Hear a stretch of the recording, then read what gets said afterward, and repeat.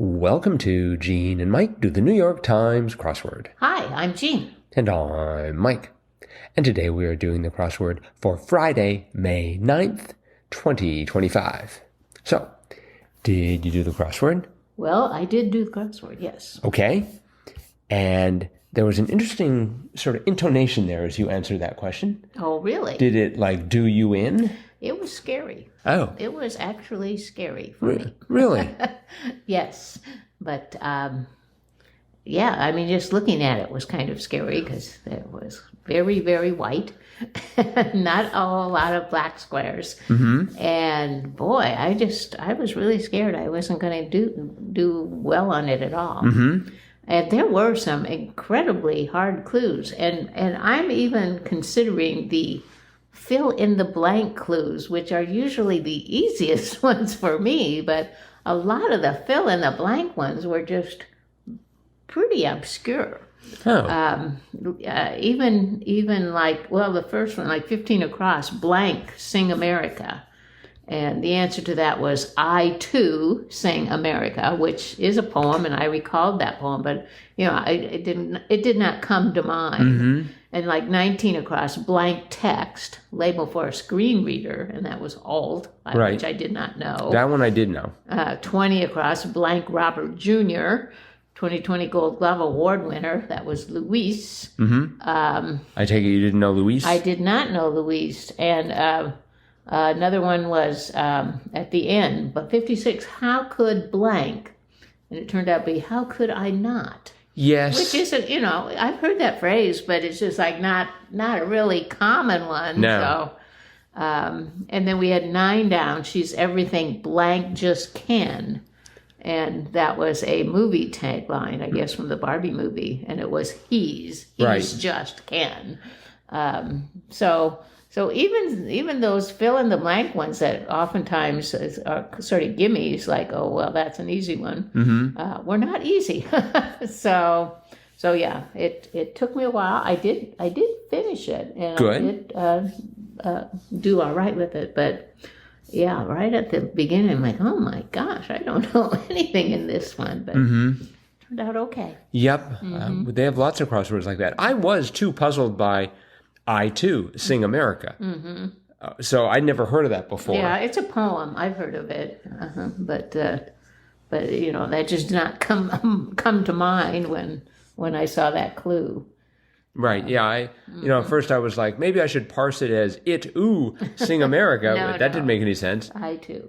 And I thought maybe that was like an early attempt at a national anthem that went awry. No, it was by Langston Hughes. Oh, okay. So yeah, it's good poem, but boy, I just didn't even think of that. Mm-hmm. And then 18 across, downward facing dog.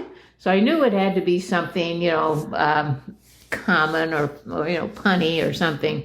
Turned out to be Canis Major, mm-hmm. which is a constellation, but not a familiar one, not like Ursa Major or Minor or Leo, which is a common constellation in the crossword. And a great name for a pope. But this was Canis Major, which is a downward facing dog, I guess, up in the sky. See, I looked at that and thought yoga. Well, that is yoga. That's a downward-facing dog. That is a yoga position. Right. So I was trying to work yoga into the answer. Oh, but it had a question mark at the end, so I'm like, oh, it's not going to be about yoga. It's going to be something else. So. Well, I barely knew that it was yoga, so I thought maybe I could go that way, but of course it did not. It did. I had an A in the fourth from last letter, but that really didn't help me very much. Right. So. Mm-hmm.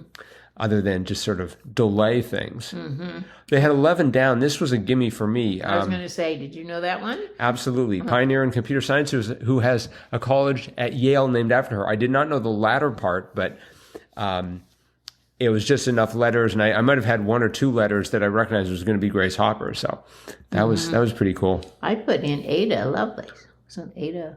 Yes. Lovelace, but that was not right. Well, she's the only woman computer science in history I know. Right. Mm-hmm. Yeah. She was in the 1960s, I think. Oh. And I think Ada Lovelace was in the 1800s. She's in the early part. Right. I mean, I think she had ideas for computer programs. I'm not sure if they actually ran on anything because she sort of hung around this guy named Babbage who was trying to build a steam-based computer. Yes. I really think they should bring that back. I think steam-powered computers is what we need more of, especially when it's like cold out. Right. I had a big problem with 35 across. Roughly 62% of its claimed territory is in Antarctica. And the answer is Chile. That's right. Which I dutifully spelled Chili. Oh, no, not quite. But 25 down, the one named singer in the 2023 hit Prada, I guess, was Ray. But I had Ray because of the aforementioned Chile, which really didn't bother me at all because I did not recognize the name Ray. No, me either. I thought if you're not a one-eyed singer. I wonder if there are any one-named singers. Anyways, if you're a one-named singer, I figure your name has to be Cher or Sia or Adele. I don't know. Does Adele have a last name? No, she does, but I don't know what it is. Okay, so basically, I mean, one they name. all have last names, but they don't use a Madonna. Does Bono have a last name? I'm sure he does. Okay. Slash, I'm sure has a last name. So, I thought 22 across was extremely tricky. What might be caught red-handed, red being capitalized, and it was fly ball. Yes. Wow. That was great. Yeah. We had 5 across was impossible to contact by ordinary means. So first I started thinking about seances. Oh. Beyond I wanted to go for beyond the pale, but that definitely wasn't going to fit. No. And then I had out of office, and which actually It wouldn't fit. it could if you cram it. No. Out of OFFIC. It could have been like yesterday's crossword. The E fell off the end of the grid. So it fitted, but anyways, it turned out to be off the grid. Right. And 16 across, feature focused on investigation and resolution. I had crime movie, but it turned out to be crime drama. Right. So, and you needed that D for 10 down. Genre heard at many raves for short, EDM. I thought it had to be EMO. Yeah, that's what I put. Right. I didn't know what EDM was. I think it's electronic dance music. Oh. Or something like that. Another clue I really loved was 33 across. It's not worth what it seems. That was play money. Yes. I had overrated. Oh. And I thought that was the perfect answer, except it wasn't even close. But it was it, so it had to be a thing, pronoun it, sort of. It had to be something. So. Yeah, I had another mistake sort of in that, of that type with 24 down. James Baldwin's If Blank Street Could Talk. For some reason, I read it as If Blank Streets Could Talk. And so I had these, If These Streets Could Talk. Oh. But then I looked at it and it's just like, oh, wait, it's singular. It wouldn't be If These Street Could Talk. Right. Will Shortz would probably fire every single editor around him if he saw that. But it turned out to be If Beale Street Could Talk. That's right, yeah. So then I had to pause crossword solving momentarily to sing that song about Elvis and Beale Street. And let's see if I could remember. I better not sing it. We'll lose an audience if I do. So let's see. We had 20 down. Colleen was last. Yes, I knew that. Did you? Wow. Okay. How about what holding one's thumb up might indicate? I need a ride. That's like the last thing I think of when somebody puts their thumb up. I was trying to think, well, it means positive or pro, or, I was thinking of like that kind of a thumb up, but to have your thumb, up to thumb a ride. Right. You don't see that a whole lot anymore. Yeah, I think nowadays it means I'm hoping to be attacked by a crazy person. Yeah, that's right. For 57 across, cooking byproduct, sometimes called liquid gold. I had enough letters I could see it was ending in water, and I had AST, and I thought it was going to be wastewater. Oh. And I'm like, why is wastewater called liquid gold? I didn't want to know, but anyways, it was pasta water. Yeah, and I never heard that was called liquid gold, but Why would you save pasta water? I don't know. I guess you can use it, in other Clean the cooking. dishes. No. I mean, it's got a lot of the flavoring and nutrients from the pasta, so Not the way I cook. you could put it in the sauce or something and maybe add something. But I've never heard it called liquid gold. I've never heard it called pasta water. Have you heard it called that? Yeah. Oh, okay. 45 down was mail, so I went for send, but it turned out to be ship, That's right. which is ironic because 45 across was boatload, and that was a slough. Yep. So we had a boatload and something referring to a boat. Right. So yeah, this was a interesting crossword. It was very interesting, but just a little daunting for me. But You're right. Well, I did get it done, and I mean, I never ever could have gotten this done, years ago. But I think to myself, it used to be that Mondays were daunting for me, and I take forever to try to get them done. But the more you do it, the better you get, and the faster you get. right. This one was daunting, but I still got through it. Well done. We'll see what Saturdays has to offer. Yes. One last one, 46 down, I found interesting Superboy's Crush. I thought, I had it starting with an L, and I thought, it has to be Lois. But it was Lana. Lana, yeah. I don't know anything about Superboy. No. Superman, it's Lois Lane. Right. And here was... Me and Mr. Olsen. Oh, no, Jimmy Olsen. I don't think his crush is with Jimmy Olsen. No, if I but I'm recall. just thinking of the characters and Right. Perry White, the editor. Of the You're right. newspaper, Yeah. Yeah. But in this case, I mean, you had Lois Lane, and here you have Lana. Lana. It's just or Lana, I guess. Yeah. It's like, come on, pick a name that's a little bit further away from Lois Lane. Yeah, Superboy came after Superman. I'm pretty sure they didn't start with Superboy, and I think it was always Superman first. Has there ever been like a super grandpa? super toddler? I mean, eventually Superman would have gotten older, wouldn't he? I mean, I guess when Superman came to Earth, he was super baby, right? Or something like it. Right, but Superboy was sort of the backstory to Superman. Right? Okay. They needed to tell his history. So, Of course. growing up on the Kent farm in, was it Kansas, I think? Probably. Most superheroes come from Kansas. Oh, you bet. Sometimes they take the long way to get there, but... All right. Well, that's it for the crossword, but it is Friday. Yes, it is. Which means it's time for Fun Fact Friday. And do you have a fun fact? That was a very speedy melody there. Do you have a fun fact for Fun Fact Friday? I do. Great. I have several. Ooh, fun factoids. Okay. Yes, So on Monday's puzzle, we had a clue, 17 across, was the DeLorean in Back to the Future. Ah, yes. And the answer was time machine. Yep. And I thought, I wonder if there's any interesting facts about the movie Back to the Future. Oh my gosh, there are so many websites that give you interesting facts about Back to the Future. But I went to one called All the Right Movies, and there were 18 facts, which we're not going to go through all facts. 18. Whoa.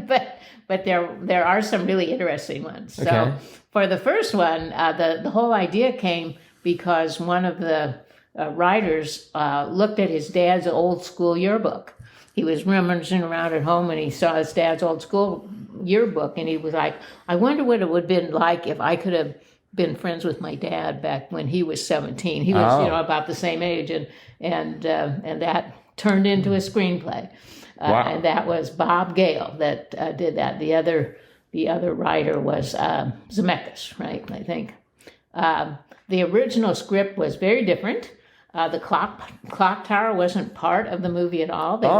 They were going to go to Nevada and blow up an atomic bomb, and that's how they were going to get back to the future. But they decided that would be too expensive. So I thought that was funny. And then the last scene in the first movie where Doc comes back from the future and he's got the flying DeLorean and he said, we got to go. We got to, we got to save your kids. that was not supposed to be the beginning, the teaser for the next one. They were just going to do one and done. They were not going to do, but it was so popular that they had to do another one. And another one. In the original script, the doc had a pet chimpanzee called Shemp, but the head of Universal that was financing the movie, his name was Sid Sheinberg. He said, "No film with a chimp ever made money," and so they changed it to a dog named Einstein. It was almost not called Back to the Future because the same guy wanted it to be called, that the head of Universal wanted it to be called Spaceman from Pluto. And that's awful. Yeah, he wrote this memo on why it should be called and how they could do it called Spaceman from Pluto. And the two, Zemeckis and Gale, they were just, thrown by this. And so Steven Spielberg, who directed the movie, stepped in and he said, "Oh, good one, Sid. Very funny. We'll just keep going here." And that was the end of Spaceman from Pluto. It ended up to be Back to the Future. Wow. It was rejected 44 times, the script, before Universal finally picked it up. And the original time machine wasn't a DeLorean. First, they thought it would be like a time chamber, and that was just a little odd. So then they decided to be a refrigerator that Marty would go in. But then they decided that would be a little dangerous and maybe give kids a bad idea about going into refrigerators. So then they got the DeLorean because they thought, well, then they could move. They could actually move around in the back when they go back or forth in time. And John DeLorean actually wrote them and thanked them for using his car in their film. And then finally, the last one that I thought was really interesting. Oh, Christopher Lloyd did not want to be Doc. He turned it down. He said it wasn't a serious enough role, but it's the role that he's probably known for more than anything. But the last one, there's a scene in the movie where Marty is auditioning to be, like I think they were going to have like a dance, and he was auditioning his band to play for the dance. And one guy one of the teachers stands up and said, "You are just too darn loud," and rejected him. And that was actually Huey Lewis. Huey Lewis in the News. So nice touch. A little cameo in there. And of course, his music became quite famous because of that. Yes. So a few fun facts about Back to the Future. That was fascinating. I think we need to add this to the show notes for sure. Yeah, I'll give you the site. So, There's a lot of other ones too. So. Yeah, one of my favorite movies. Yeah, mine and too. the music in it is fantastic. That musical score is brilliant. Yeah. So, all right. Well, bravo. That is it for today then. Okay. So thanks everyone for listening. A reminder that the toughest crossword of the week is about to roll out. So have a go at it. We will. And we'll be back to talk about that crossword tomorrow. Bye-bye.